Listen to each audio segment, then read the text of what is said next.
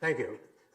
Water is quite beautiful to look at, and I guess you probably all know that you're 2/3 water, but you do, don't you? Right. But you may not know that because the water molecule is so small, that 2/3 translates into 99% of your molecules. Think of it, 99% of your molecules are water. So do those, your shoes are carrying around a blob of water, essentially. Now, so the question is, in your cell, do those water molecules actually do something? Are these molecules essentially jobless, or do they do something that might be really, really interesting? And for that matter, are we even really sure that water is H2O? We read about that in the textbook, but is it possible that some water is actually not H2O? So these are questions that whose answers are actually not as simple as you think they might be. In fact, we're really in the dark about water. We know so little. And why do we know so little? Well, you probably think that water is so pervasive and it's such a simple molecule that everything ought to be known about water, right? I mean, you'd think it's all there. Well, scientists think the same. Many scientists think, oh, water is so simple that everything must be known. And in fact, that's not at all the case. So let me show you, to start with, a few examples of things about water that we ought to know, but we really haven't a clue. So here's something that you see every day. You see a cloud in the sky, and you haven't asked the question, how does the water get there? Why, I mean, there's only one cloud sitting there, and the water is evaporating everywhere. Why does it go to this cloud, forming what you see there?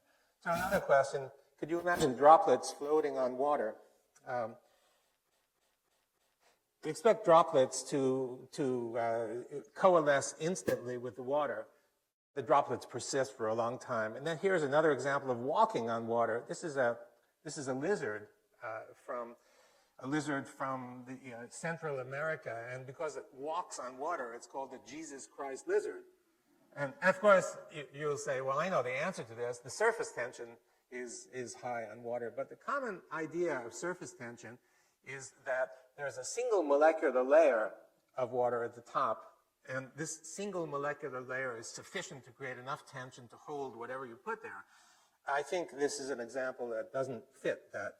And here's another example, 2 beakers of water. You put 2 electrodes in, and you put high voltage between them, and then what happens is a bridge forms, and this bridge is made of water, a bridge of water, and this bridge can be sustained as you move one beaker away from the other beaker as much as 4 centimeters, sustained essentially indefinitely. How come we don't understand this? So what I mean is that there are lots of things about water that we should understand, but we don't understand. And so we really don't know. So, okay, so what do we know about water? Well, you've learned that the water molecule contains an oxygen and 2 hydrogens. That you learn in the textbooks. So we know that. And we also know there are many water molecules, and these water molecules are actually moving around microscopically. So we know that. What don't we know about water? Well, we don't know anything about the social behavior of water. What do I mean by social? Well, you know, sitting at the bar and chatting with your neighbor. We don't know how water molecules actually share information or interact. And also, we don't know about the actual movements of water molecules, how water molecules interact with one another, and also how water molecules interact with other molecules like that purple one sitting there. Unknown. Also, the phases of water. Now, we've all learned that there's a solid phase, a liquid phase, and a vapor phase. However, 100 years ago, there was some idea that there might be a 4th phase somewhere in between a solid and a liquid. Sir William Hardy, a famous physical chemist, 100 years ago exactly, professed that there was actually a 4th phase of water, and this water was kind of more ordered than other kinds of water, and in fact had a gel-like consistency. So the question arose to us, you know, all of this was forgotten because because people began, as methods improved, to begin to study molecules instead of ensembles of molecules. And people forgot about the collectivity of water molecules and began looking, the same as in biology, began looking at individual molecules and lost sight of the collection. So we thought, we're going to look at this because we had some idea that it's possible that this missing link, this fourth phase, might actually be the missing link so that we can understand the phenomena regarding water that we don't understand. So we started by looking somewhere between a solid and liquid. And the first experiments that we did that get us going is we took a gel, that's the solid, and we put it next to water. And we added some particles to the water because we had the sense that something, the particles would show us something. And sure enough, you can see that what happened is that the particles began moving away from the interface between the gel and the water, and they just kept moving and moving and moving, and they wound up stopping at a distance that's, well, roughly the size of one of your hairs.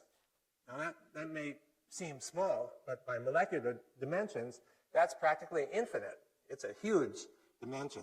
So we began studying the properties of this zone, and we called it, for obvious reasons, the exclusion zone, because practically everything you'd put there would get excluded, would get expelled from the zone as it built up, or instead of exclusion zone, EZ for short. And so we found that the kinds of materials that would create or nucleate this kind of zone, not just gels, but we found that practically every water-loving or so-called hydrophilic surface could do exactly that, creating the EZ water. And as the EZ water builds, it would expel all the solutes or particles, whatever, into the bulk water. And we began learning about the properties, and we've spent now quite a few years looking at the properties. And so it looks something like this. You have a material next to water, and these sheets of EZ layers begin to build, and they build and build, and you just keep building up one by one. And so if you look at the structure of each one of these planes, you can see that it's a honeycomb, hexagonal kind of structure, a bit like ice, but not ice. And if you look at it carefully, you can see the molecular structure. So of course it consists of hydrogen and oxygen because it's built from water. But actually, they're not water molecules. If you start counting the number of hydrogens and the number of oxygens, it turns out that it's not H2O. It's actually H3O2. So it is possible that there's water that's not H2O, some phase of water. So we began looking, of course, more into these extremely interesting properties. And what we found is we stuck electrodes into the EZ water because we thought there might be some electrical potential. And it turned out that there's lots of negative charge in that zone. And we used some dyes to seek positive charge, and we found that in the bulk water zone, there was an equal amount of positivity. So what's going on, it looked like, is that next to these interfaces, the water molecule was somehow splitting up into a negative part and the positive part. And the negative part sat right next to the water-loving material, and the positive charges went out beyond that. We found, actually, it's the same. You didn't need a straight interface. You could also have a sphere. So you put a sphere in the water, and any sphere that's suspended in the water develops one of these exclusion zones, EZs around it, with the negative charge. And beyond that is all the positive charge separation. It didn't have to be only a material sphere. In fact, you could put a droplet in there, a water droplet, or in fact, even a bubble. You get the same result. Surrounding each one of these entities is the negative charge and the separated positive charge. So here's a question for you. If you take two of these negatively charged entities and you drop them in a beaker of water near each other, what happens to the distance between them? Now, I bet that 95% of you would say, well, that's easy. I learned in physics, negative and negative repel each other. So therefore, they're going to go apart from one another, right? Is that what you'd guess? Well, the actual result, if you think about it, is that it's not only the positive charge, negative charge, but you also have positive charge. And the positive charge is especially concentrated in between those two spheres because they come from contributions from both of those spheres. So there are a lot of them there. When you have positive in between two negatives, what happens is that you get an attractive force. And so you expect these two spheres to actually come together despite the fact that they have the same charge. And that's exactly what happens. It's been known for many years. They come together, and if you have many of them instead of just two of them, you'll get something that looks like this. They'll come together, and this is called a colloid crystal. It's a stable structure. In fact, the yogurt that you might have had this morning probably consists of what you see right here. So they come together because of the opposite charge. The same thing is true if you have droplets. They come together because of the opposing charges. So, when you think of droplets and aerosol droplets in the air, and think about the cloud, it's actually the reason that these aerosol droplets come together is because of this opposite charge. So the droplets from the air, similarly charged, come together, coalesce, giving you that cloud in the sky. So the fourth phase, or EZ phase, actually explains quite a lot. It explains, for example, the cloud. And the cloud, it's the positive charge that draws these negatively charged EZ shells together to give you a condensed cloud that you see up in the sky. In terms of the water droplets, the reason that these are sustained on the surface for actually sometimes as long as tens of seconds, and you can see it. If you're in a boat and it's raining, you can sometimes see this on the surface of the lake. These droplets are sustained for some time. The reason they're sustained is that each droplet contains this shell, this EZ shell. And the shell has to be breached in order for the water to coalesce with the water beneath. Now, in terms of the Jesus Christ lizard, the reason the lizard could walk is not because of one single molecular layer, but there are many EZ layers lining the surface, and these are gel-like. They're stiffer than ordinary surfaces. So therefore, you can float a coin on the surface of the water. You can float a paper clip. Although if you put it beneath the surface, it sinks right down to the bottom. It's because of that. And in terms of the water bridge, if you think of it as plain old liquid bulk water, it's hard to understand. But if you think of it as EZ water and the gel-like character, then you can understand how it could be sustained with almost no droop. It's a very stiff structure. Okay, so all well and good, but why is this useful for us? What can we do with it? Well, we can get energy from water. In fact, the energy that we can get from water is free energy. It's literally free. We can take it from the environment. Let me explain. So you have a situation in the diagram with negative charge and positive charge. And when you have two opposing charges next to each other, it's like a battery. So really we have essentially a battery made of water, a battery made of water. And of course you can extract charge from it. And so that is the, now batteries run down like your cell phone needs to be plugged in every day or two. And so the question is, well, what charges this water battery? It took us a while to figure that out, what recharges the battery. And one day, we're doing an experiment, and a student in the lab walks by, and he has this lamp. And he takes the lamp, and he shines it on the specimen. And where the light was shining, we found that the exclusion zone grew. It grew by leaps and bounds. So we thought, aha, it looks like light. And we did many experiments to show that the energy for building this comes from light. It comes not only from the direct light, but also indirect light. What do I mean by indirect light? Well, what I mean is that the indirect light is for example, infrared light that exists all over this auditorium.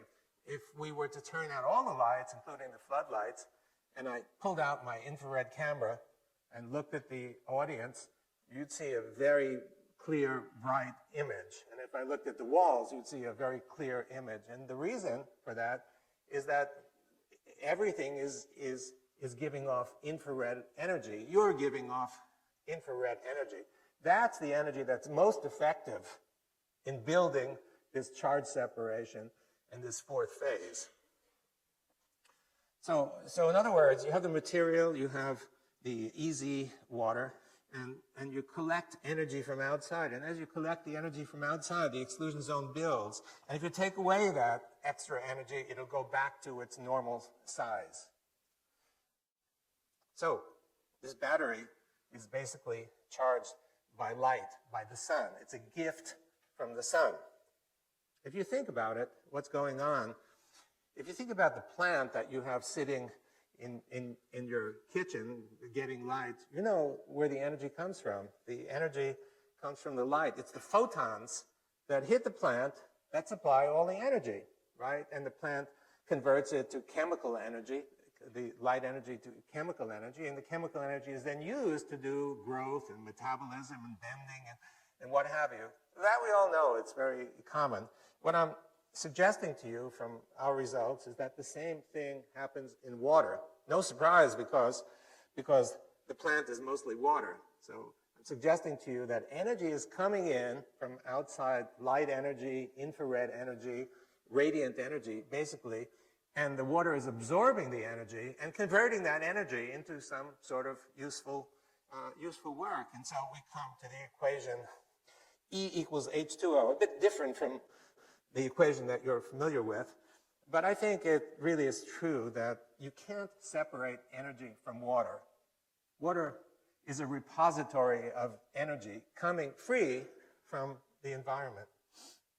Now, can we harvest some of this energy, or is it just totally useless?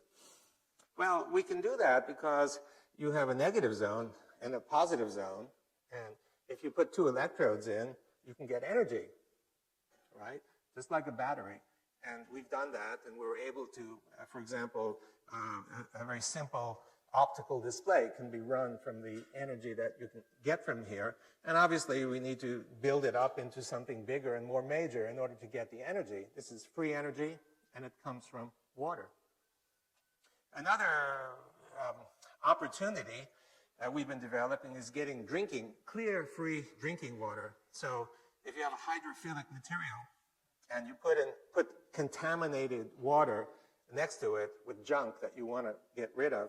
So what happens, as I've shown you, is that the stuff gets excluded from beyond the exclusion zone, and the remaining EZ doesn't have any contaminants. So you can put bacteria there, and the bacteria would go out. And because the exclusion zone is big, it's easy to extract the water and harvest it. And we've done that, and we're working on trying to make it practical. Well, one of the things we noticed is that it looks as though salt is also excluded.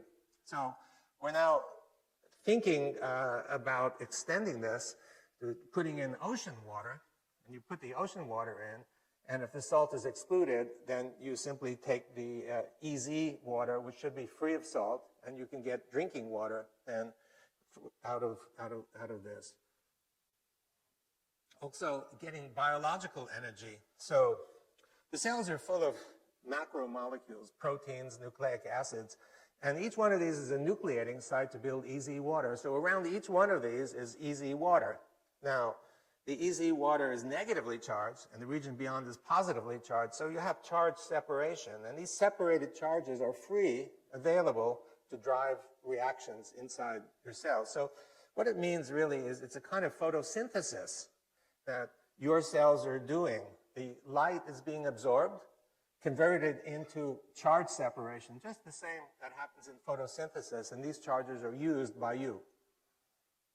One example of this is obtaining energy on a larger scale.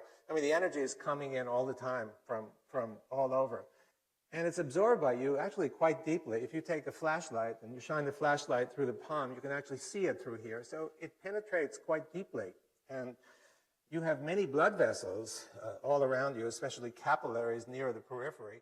And it's possible that some of this energy that's coming in is used to help drive the blood flow. And let me explain that in a moment.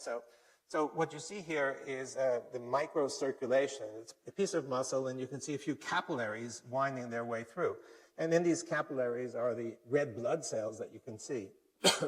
A typical red blood cell looks like on the upper right, it's big, but when they actually flow, they bend. The reason they bend is that the vessel is too small. So the vessel is sometimes even half the size of the red blood cells. They're going to squinch and go through. Now, it requires quite a bit of energy to do that. And the question is, does your heart really supply all the energy that's necessary for driving this event?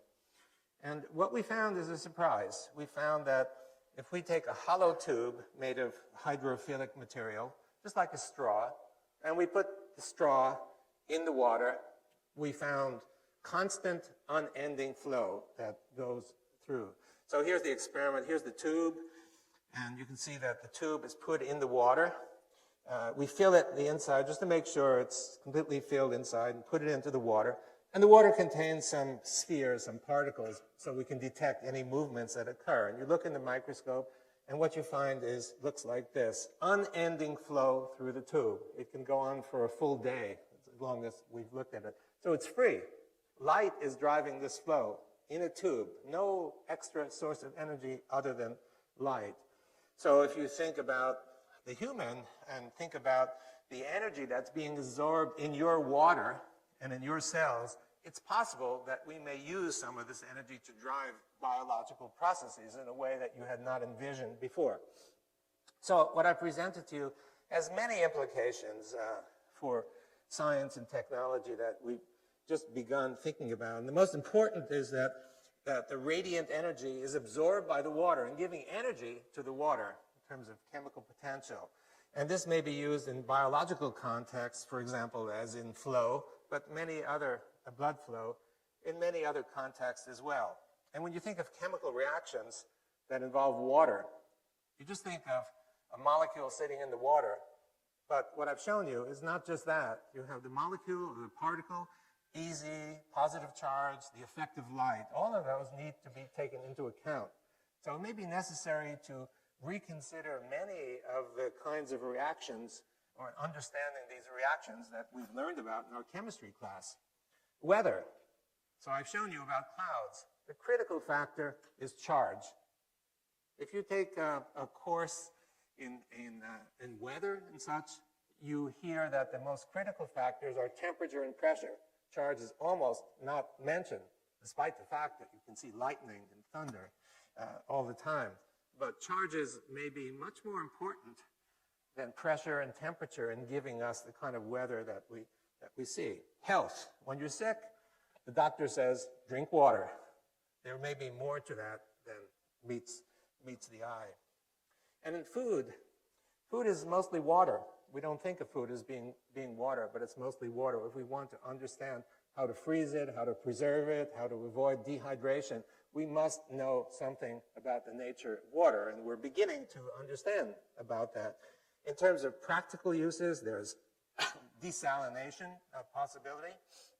And by the way, the desalination, where you need it most is where the sun shines the most, in dry areas. So the energy for doing all this is available, freely available to do it. And for standard filtration as well, a very simple way of removing bacteria and such from drinking water. It could be actually quite cheap for third world countries. And finally, getting electricity out of water through the sun's energy that comes in. That's another possibility.